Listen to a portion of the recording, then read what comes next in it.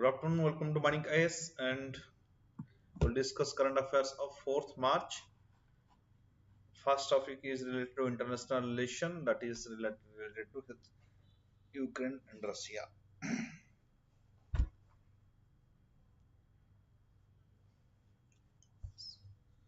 So at present we know that the tension between Russia and Ukraine, and Russia recognized two independent republics of Ukraine, that is Donetsk and Luhansk, that is of Donbas region, signaling the inevitable war that followed. In the declaration of war, Russian president described Ukraine with no history, no identity, and was entirely and fully created by USSR. Right. So here is the issue. Ukraine and Russia share 100 years of cultural, linguistic, and familial link. We have also discussed briefly in some previous lectures. So let's see what are the silent features of Ukraine so far as India is concerned. Silent features of Ukraine. Okay. Ukraine is in the east of Europe and is bound by Russia to its northeast, east and southeast, and the Black Sea. You should see the map in the south, in the southwest, west and north.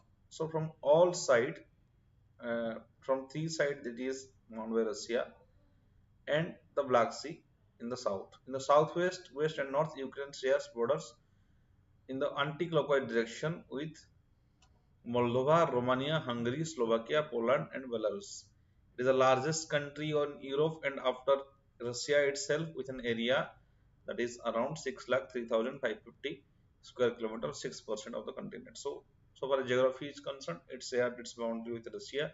Remember this this is important. So far as prelim is concerned, they may ask which of the country, which of the country of Europe with which Ukraine shares the border. Remember, Slovakia, Poland, and Belarus, Hungary, Romania, Moldova, right? Romania, Hungary, Slovakia, Poland, and Belarus. With these countries, Ukraine share its border, and of course, it's Russia. Russia is also there, and it is the largest country of Europe after Russia. Then demography, Ukraine's population was estimated around 43 million, right? 43 million, that is around 4 crore. Of this, 77% was Ukrainian ethnicity, and 17% belongs to Russian. Ukrainian and Russian speakers made of 67% and around 39% population respectively.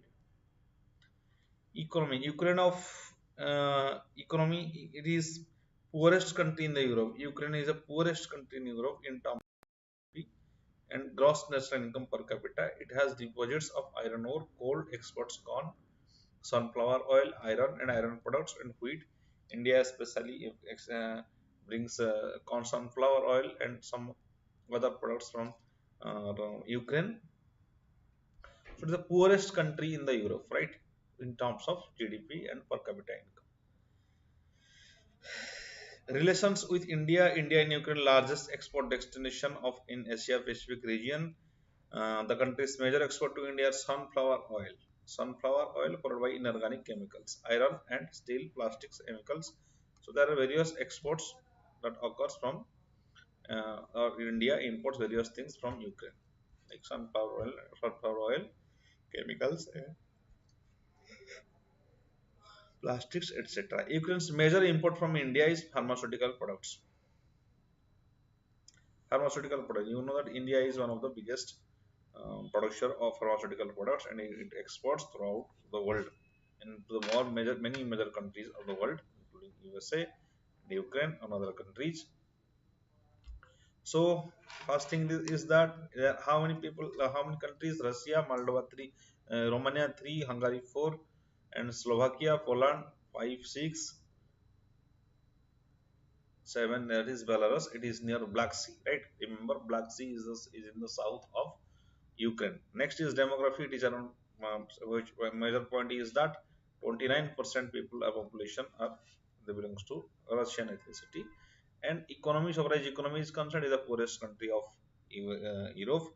And so far as relationship with India is concerned, in India imports inorganic chemicals, iron and plastics, and sunflower oil. So far as Ukraine is concerned, it import pharmaceutical products from India. Right, next, when it incorporated into Russia, you'll see, look at the history. In 18th century, Empress Catherine the Great of Russia absorbed the entire ethnic Ukrainian territory into Russian Empire. So it is the 18th century Empress Catherine the Great that absorbed the entire Ukrainian territory. The Tsarist policy of Russia led to suppression of ethnic identities and languages, including that of the Ukrainians. So the suppression of ethnic identities and languages of Ukrainian people that led to, right. In the Russian Empire, through many Ukrainians rose to positions of prosperity and importance. The significant number migrated to settle in other parts of Russia. Migration happened. More than 3.5 million of Ukrainians fought in the World War I on the side of Russian Empire, but a smaller number of fought against the Tsar's army with the Austro-Hungarians. So, who who included the uh, who included Ukraine in Russia? That is the Empress Catherine the Great in 1800. Another thing is that this tried to suppress the ethnic identities of Ukrainians, but some of them rose to positions and settled some other parts in Russia. Around 3.5 million Ukrainians fought in the World War One. Right. Next, Ukrainian becoming a part of USSR. How it become a part of USSR? The World War One led to the end of both Tsarist and Ottoman Empire, as many communist-led Ukrainian national movement emerged. Right, in emerged and several small Ukrainian states sprang up. Month after Bolshevik took power in the October Revolution of 1917. October Revolution of 1917, by which USSR created, an independent Ukrainian People's Republic was proclaimed, but a civil war continued between various claimants to power, including Ukrainian factions, anarchists, Tsarists, and Poland. In 1922, Ukraine became a part of the Union of Soviet Socialist Republics (USSR). The Soviet Union had its roots in the October Revolution 1917. When the Bolsheviks led the Vladimir Lenin overthrew the Russian provisional government and replaced Tsar Nicholas II, right? So how it included, where it included? It included in the USSR Empire in 1922 in modern times, right? After the Bolshevik Revolution. Next, what was an Ottoman Empire? An empire created by Turkish tribes in Anatolia, Asia Minor, and that grew one of the most powerful states in the world during the 15th and 16th centuries. The Ottoman period spanned more than 600 years and came to an end in 1922. It was replaced by Turkish Republic and various successor states in southwestern Europe and Middle East. At this height, the empire encompassed most southern Eastern Europe to the gates of Vienna, including present-day Hungary, Balkan region, Greece, and parts of Ukraine. For portion of Middle East now occupied by Iraq, Syria, Israel, Egypt, North Africa, as far as Algeria, large parts of Arabian Peninsula. So these are the areas which are covered by Ottoman Empire that existed for more than 600 years, and that came to end in 1922, and that and Ukraine got assimilated with USSR. Now, what are the US status of Ukraine after collapse of USSR? In 1991, we see the collapse of USSR. USSR dissolved, right? Demand for independence has been growing in Ukraine for a couple of years previously. In 1990, over 3 lakh Ukrainians created a human chain support of freedom, in support of freedom. The demand for independence going in Ukraine for a couple of years previously. In 1990, over 3 lakh people, Ukrainians, created human support of freedom. This was followed by a granite revolution where students sought to prevent the signing of a new agreement with the USSR. Right? On 24 August 1991, after the failure of a coup to remove President Mikhail Gorbachev and restore communist to power. The parliament of Ukraine adopted country's act of independence. So, like other country, after the Cold War, it also declared independence. Subsequently, Leonid Kravchuk, the head of parliament, was elected Ukraine's past president. Leonid Kravchuk. Okay. In December 1991, the leaders of Belarus, Russia, Ukraine formally dissolved the Soviet Union and formed Commonwealth of Independent States. So in December 1991, the leaders of Belarus, Russia, Ukraine formally dissolved the Soviet Union and formed the Commonwealth of Independent States, that is CIS. However, Ukraine's parliament, the Verkhovna Rada, never ratified the accession. So Ukraine was legally a never member of CIS. So Ukraine was, remember, as it has not ratified, it was never a legal member of Commonwealth of Independent States. Next, what is Russia in Ukraine conflict? In 2014, Russia has annexed the Crimea from Ukraine following a hastily called referendum.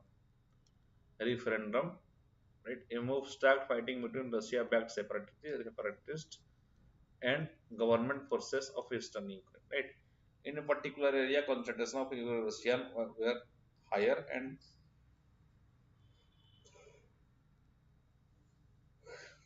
they called for referendum, and Russia annexed the Ukraine. Russia annexed the Crimea. Recently, Ukraine has also NATO, that is not Atlantic Treaty Organization, to speed up countries' membership in the alliance. Right?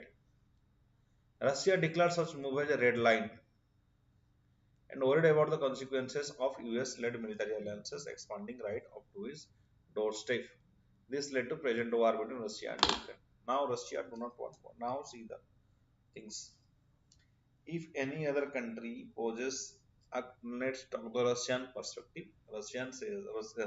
Putin says that NATO membership will endanger the security of Russia because, as an alliance of NATO, they have to store missiles and other weapons near the border of Russia, which is a security threat to Russia.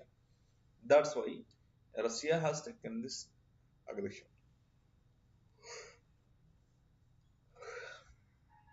However, it is a sovereign country. Ukraine is a sovereign country, and they have autonomy to join any alliances and pursue a foreign policy. And it is up to the Ukraine to secure their interest, and they can ally with any other country to ensure their security, because they in their neighborhood there is a big power Russia, which threaten the Ukraine again and again. That's why the conflict has started. Okay. So this is all the developments are going on. There is we have not reached conclusion, and by Operation Ganga, so many people, so many Indian students are almost getting evacuated from Ukraine, right? So this is your Russian and Ukraine crisis. We'll further discuss the further development definitely, and we'll go to the next topic, that is governance, that is related to Govardhan plant. And what is this Govardhan plant? It's very important, right? Why it is very important? It is a part of Swachh Bharat Abhijan. What is Swachh Bharat Abhijan? We heard Swachh Bharat Abhijan, that is a cleanliness movement, right? One part is cleanliness movement, that the change of behavior of human beings or the citizens at public places. Second part of it is related to sanitation. Sanitation means provided, that is providing latrine to the poorest people. And sanitation increased from 38% in 2014 to more than 95% in at present time, or 97% at present time. Almost all the villages, all the villages are declared as open defecation free. That means all the villages have latrines in their households.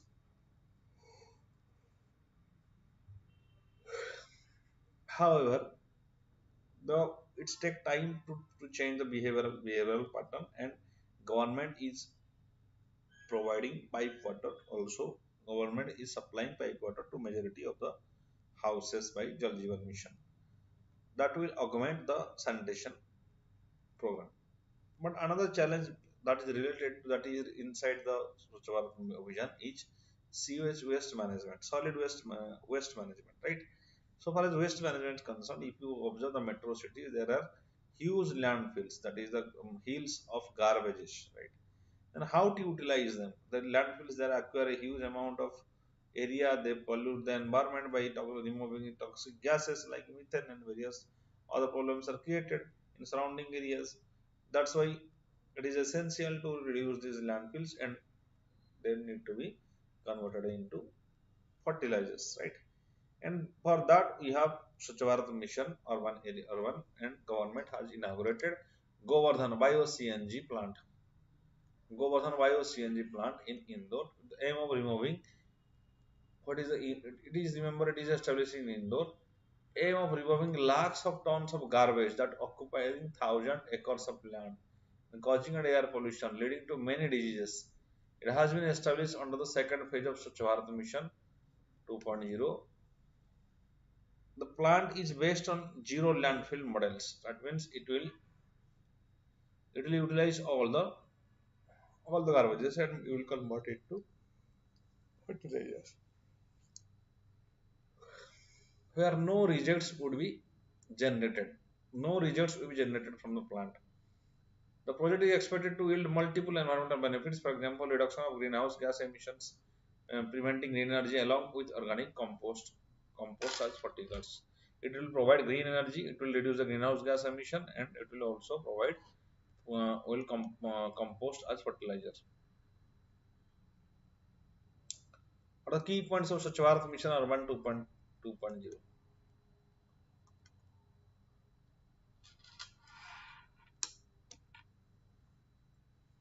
SBM 2.0 was announced in budget in 2022, continuation of Swachh Bharat Mission EU Urban at fast phase. The government is trying to tap safe containment transportation dispatch of fecal sludge, right? Self containment transportation disposal of fecal sludge and septage from toilets. The Swachh Bharat Mission Urban is fast phase was launched in 2nd October 2014, aiming at making urban India open defecation free. Right? It aims to make urban India open defecation free, achieving 100% scientific management of municipal solid waste. 100% scientific management of municipal solid waste. This is the objective of Swachh Bharat Mission Urban. It will be implemented over 5 years from 2021 to 2026 with an outlay of 1.4 lakh crore. The mission will be implemented under the overarching principle of waste to wealth and circular economy. So that will recycle the waste, and that will become that will be beneficial for us. That first it will reduce the air pollution, reduce the water pollution, and also it will provide fertilizer or biofertilizer. It will also get gas, that is biogas, that is the methane, which is so that it will provide clean energy. It focuses on source segregation of garbage, reduction of single-use plastic, and air pollution by effectively managing the waste from construction, demolition activities, and bioremediation at all legacy dump sites. Bioremediation, that is reducing, that is breaking down of the pollutants, that is bioremediation. Right. So that will segregate the garbage, that will reduce the single-use plastic and air pollution, that will manage the waste from construction. Under the mission, all wastewater will be treated properly. All wastewater will be treated properly before they discharge into water bodies. And government is trying to make maximum reuse as a priority, right? So very few amount will be discharged to the water bodies, and that will be processed. Processed water can be released to water bodies, right? So these are the challenges. Next, mission outcomes. All statutory towns will become open defecation free certified. Open defecation free certified, focus on toilets and water maintenance and hygiene. All statutory towns with less than 1 lakh population will become open defecation free. All statutory towns with less than 1 lakh will become open defecation free. 50% of all statutory towns with less than 1 lakh people will become water certified. It is the objective. Okay, has become already. So these are the already happened, right? All statutory towns less than 1 lakh population will become ODF. Then Then all such towns will be at least 3-star garbage free rated as per Ministry of Home and Urban Affairs, House and Urban Affairs star rating protocol, garbage free cities by remediation in all legacy dump sites. So these things to be done, right? These will be the outcomes of the mission. Next we will see the economic part, that is about Security and Exchange Board of India, right? We have a capital market. Who is the regulator of capital market? Right? We have a money market. Money market is regulated by the RBI. Who will regulate the capital market? Capital market will be regulated by SEBI, that is Security and Exchange Board of India. Presently, Madhavi Puri was appointed as as a new chairperson, the first woman head to be market regulator, Madhavi Puri. She will hold the position for 3 years. Okay, it has and SEBI has launched Sarthi mobile app for investor education. Sarthi mobile app for investor education. Then what is SEBI? SEBI is a statutory body. It's a statutory body, that is non-constitutional body set upon Parliament, established in 1992 in accordance with the provisions of Security and Exchange Board of India Act 1992. So it is statutory body. A statutory body is a body which is made by an act of Parliament, not by many other things. It is created by an act of Parliament. Constitutional bodies are those bodies which are mentioned in Constitution. The basic information of SEBI is to protect the interest of investors. The basic function of SEBI is to protect the interest of investors in securities and to promote and regulate securities market. The headquarters of SEBI is situated in Mumbai. The regional offices of SEBI are located at Ahmedabad, Kolkata, Chennai, and Delhi. The headquarters is at Mumbai. Regional offices of SEBI are Ahmedabad, Kolkata, Chennai, and Delhi. Okay.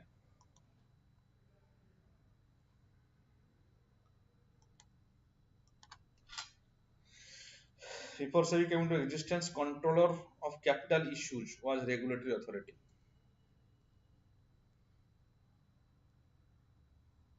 Controller of capital issues was regulatory authority. It derived authority from capital issues. Control Act 1947. In April in April 1988, the SEBI was constituted as a regular capital authority, Market of India, under resolution of Government of India. Right? Okay. It's not that so much necessary, right? Initially, SEBI was a non-statutory body without any statutory power and given statutory power in SEBI Act 1992. Remember, SEBI Act 1992 gave its power, it becomes statutory. Then what is the structure? It is a consist of chairman and several whole-time member and part-time members. SEBI also appoints various committees whenever required. So further, Securities and Appellate Tribunal has been constituted to protect the interest of entities that feel aggrieved by SEBI's decision. Right? Securities and Appellate Tribunal has been constituted that protect to interest entities that feel aggrieved by SEBI's decision. SAT consists of presiding official and other two members. It has same powers as vested in civil code. Further, any person feels aggrieved by the SAT decision can appeal in the Supreme Court. Right? So if you are not satisfied with the SEBI decision, you go to the SAT, and if you are not satisfied with the decision of SAT, go to the Supreme Court. So SEBI is established in 1992. Okay. Next, what are the functions? What are the power and function? It is a quasi-legislative, quasi-judicial body. Remember, very important about prelim. Quasi-legislative body and quasi-judicial body. They can draft regulations, conduct inquiries, pass rulings, impose penalties. Right? The power of civil body. They fulfill requirements of three categories. First is issuers providing markets which issue can by providing marketplace in which issuer can increase their finance. Then investors by ensuring safety and supply of precise accurate information should be provided by investors. Then intermediaries, enabling a competitive professional and market for intermediaries.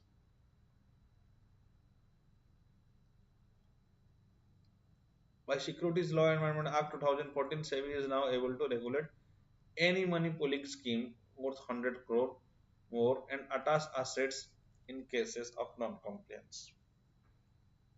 SEBI chairman has the authority to order search and seizure operations. SEBI chairman has the authority to order search and seizure operations. SEBI board can seek information such as telephone call data records from any person entity with respect to security transaction being investigated by it. Then SEBI performs a function of registration and regulation of the working of venture capital funds, collective investment and schemes including the mutual funds. So there are various organizations that are working with SEBI, and SEBI they have controlling authority of all these small scale organizations, even of mutual funds, and also venture capital. Venture capital means a foreign entity will um, invest in your company. It also works for promoting and regulating self-regulatory organizations. Works for promoting and regulating self-regulatory organizations and prohibiting fraudulent and unfair trade practices related to securities markets. That will prohibit on fraudulent and unfair trade practices relating to securities market.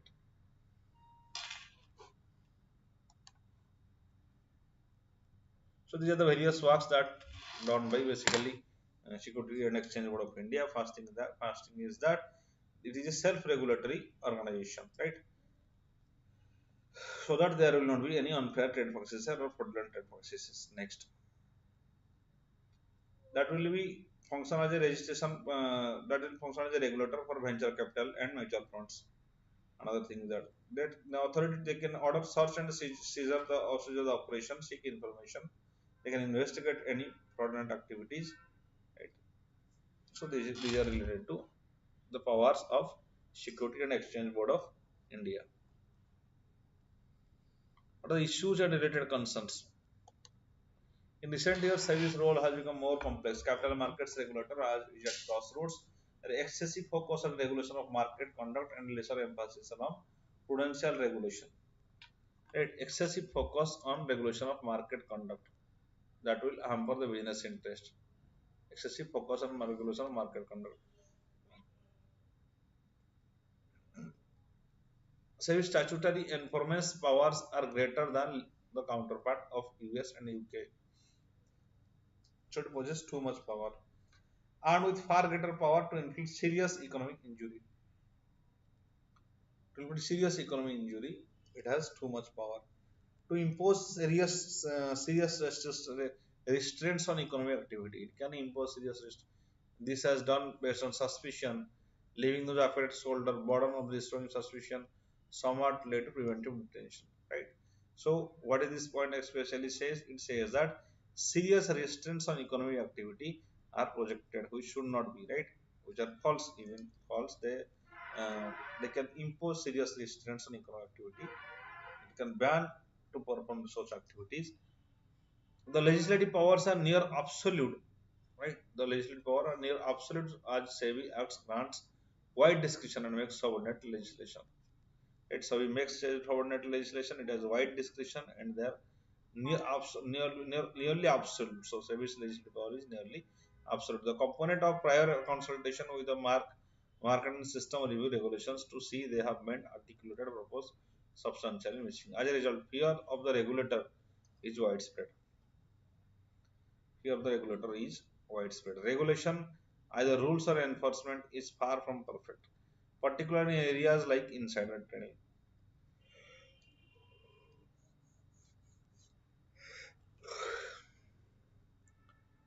The SEBI documents are extraordinarily bulky and have substantially been reduced to formal compliance rather than the resulting in substantial disclosure of high quality. So, what are the issues? First thing issue that it is a overpower. It has too much power rather as compared to its counterparts. Right? It has too much power or it regulates too much. So it is overpowered. But if you consider the election commission, then it lacks power. But here it not the concern. Here it has so much power which it cannot utilize.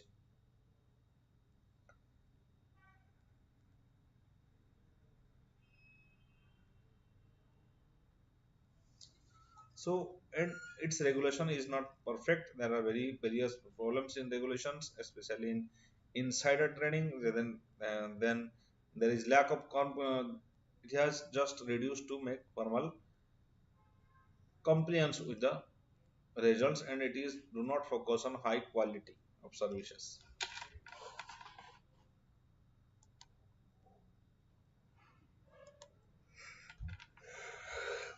So what need to be done? There is a need for artificial change. Need and in hundreds of inputs about market being full of crooks necessitating for crackdown on severe intervention would be received. The foremost objective of SEBI is to cleaning of the policy space in the area of market. Cleaning of policy, that is cleaning of policy space in the market. It should be cleaning of the policy space in the area of the market.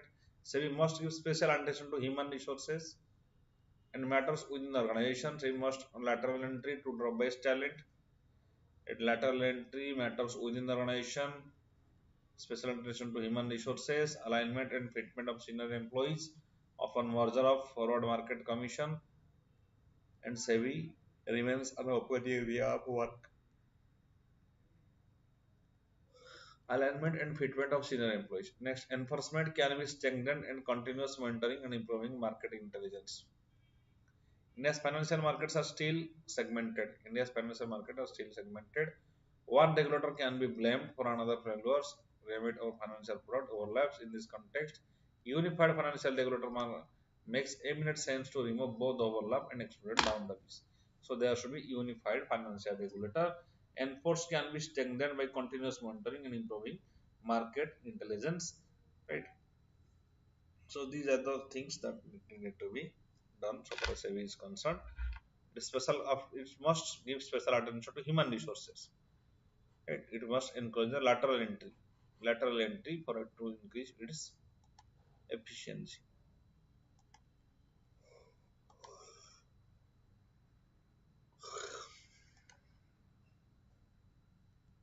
What is this one pension scheme? It is, remember, it was the commission name is Bhagat Singh Koshyari. One payment. Bhagat Singh Koshyari, name of the commission is Bhagat Singh Koshyari Commission. They recommended one rank one pension. Right, Bhagat Singh Koshyari. What do you mean by one rank one pension? It is that means that same payment to military officers of same rank for the same length of service. Earlier, what was happening? A particular date. It was based on a particular date. Irrespective of the date of retirement, before ORFE ex-serviceman used to get pensions for the day, as per the day. Right. Then, so Uttar Pradesh and Punjab has highest number of ORFE beneficiaries. Armed forces personnel who are retired till 30 June 2014 are covered under it. The implementation of the scheme was based on recommendation of Koshyari Committee, a 10-member all-party parliamentary panel found under chairmanship Bhagat Singh Koshyari. That is led to one rank one pension.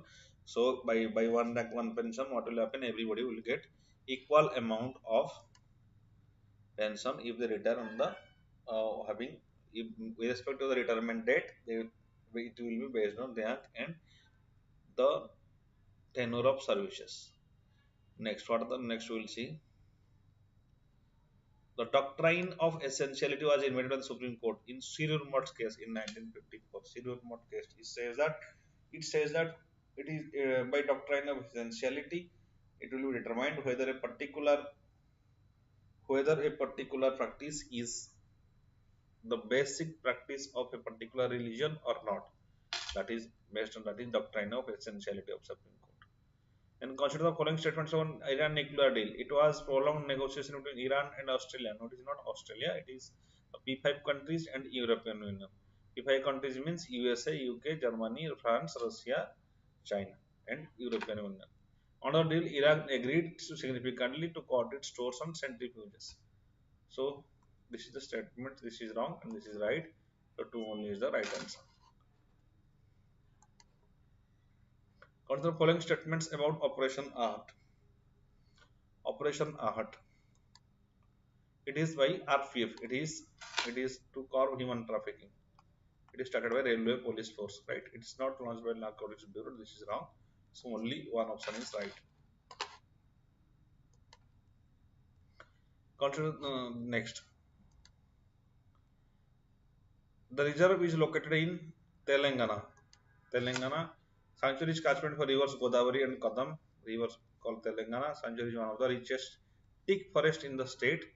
This is Kowal Tiger Reserve, right? Bandipur in Madhya Pradesh, Kanna in Assam. This is Kowal Tiger Reserve, right? D. Next, Cabinet Committee on Parliamentary Affairs (CCPA). Cabinet Committee on Parliamentary Affairs look after progress of government, business of Parliament. It is headed by Union Home Minister. No, it is headed by the Defence Minister, right? Rajraj Singh, the Defence Minister, headed by the Defence Minister. So only one on the answer. Okay, lecture end here. Ends here. Like this video, share this video, and subscribe to Vanik-Ias. Thank you. Encourage us like this video and share this video to continue this program. Thank you.